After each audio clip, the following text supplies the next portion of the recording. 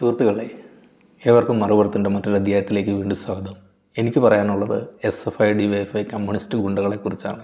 അതെ, നിങ്ങൾക്കും അറിയാമല്ലോ, നമുക്കും പലപ്പോഴും തോന്നാറുണ്ട്, എന്താണ് ഇവന്മാർക്ക് വേറെ ഒരു പണിയുമില്ലേ, എപ്പോഴും എല്ലാ കാര്യത്തിലും കയറി ഇടപെടാനും സ്വന്തമായ ഒരു കാര്യം നോക്കാതെ മറ്റുള്ളവരുടെ കാര്യത്തിലെല്ലാം മറ്റുള്ളവർക്ക് വേണ്ടി അലമ്പുണ്ടാക്കാനും വഴിയിൽ കിടന്ന് തല്ലുണ്ടാക്കാനും, പഠിക്കാൻ വിട്ടാൽ പഠിക്കാതെ എല്ലാ കാര്യത്തിലും സമരങ്ങളും അതുമായി മുന്നോട്ട് പോകാനും ഇവന്മാർക്കൊന്നും വേറെ ഒരു പണിയില്ലെന്ന്. അതെ, അവിടെയാണ് അതിൻ്റെ പ്രശ്നം. നമ്മൾ പറഞ്ഞ പോലെ തന്നെ സ്വന്തം കാര്യങ്ങൾക്ക് വേണ്ടി തല്ലുണ്ടാക്കുന്ന ഏതെങ്കിലും ഒരു SFIക്കാരനെയോ DYFIക്കാരനെയോ നിങ്ങൾ കണ്ടിട്ടുണ്ടാകില്ല. അവന്മാർ തല്ലുണ്ടാക്കുന്നതും അലമ്പുണ്ടാക്കുന്നതൊക്കെ വേറെ ആർക്കോ വേറെ എന്തിനോ ഒക്കെ വേണ്ടിയാണ്. പക്ഷേ നമുക്കവർ ഗുണ്ടകളാണ്.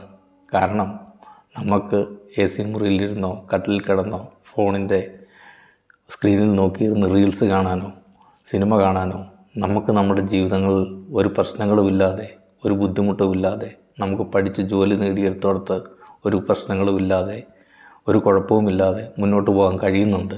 ഒന്നോർക്കുക, നമുക്ക് ഇന്നുണ്ടായ ഈ സുഖസൗകര്യങ്ങളൊക്കെ ഇതുപോലെ ഏതെങ്കിലുമൊക്കെ ഒരുത്തൻ വഴിയിൽ കിടന്ന് തല്ലുകൊണ്ടും ചോര വാർന്നൊലിച്ചും അടിയുണ്ടാക്കിയുമൊക്കെ നേടിയെടുത്തതാണ്.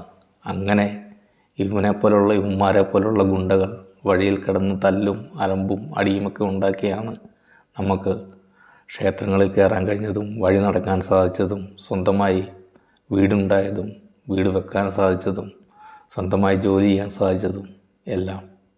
അപ്പോൾ ഈ SFI DYFI കമ്മ്യൂണിസ്റ്റ് ഗുണ്ടകൾ ഇനിയെങ്കിലും ഒരിക്കൽ കൂടെ ഇവന്മാർ പ്രശ്നക്കാരാണെന്ന് പറയുമ്പോൾ ഒന്ന് ആലോചിച്ച് നോക്കുക. അങ്ങനെ ആർക്കെങ്കിലും വേണ്ടിയൊക്കെ കിടന്ന് തല്ലുകൊള്ളാനും എന്തെങ്കിലും വേണ്ടി പ്രതികരിക്കാനും ഇവിടെ കുറച്ച് പേരുള്ളത് കൊണ്ടാണ് ഇന്നും നമ്മളൊക്കെ ഇവിടെ സുഖമാന്മാരായി ഒരു പ്രശ്നവുമില്ലാതെ മറ്റുള്ളവരെക്കുറിച്ച് കുറ്റം പറഞ്ഞ് ജീവിക്കാൻ സാധിക്കുന്നത്.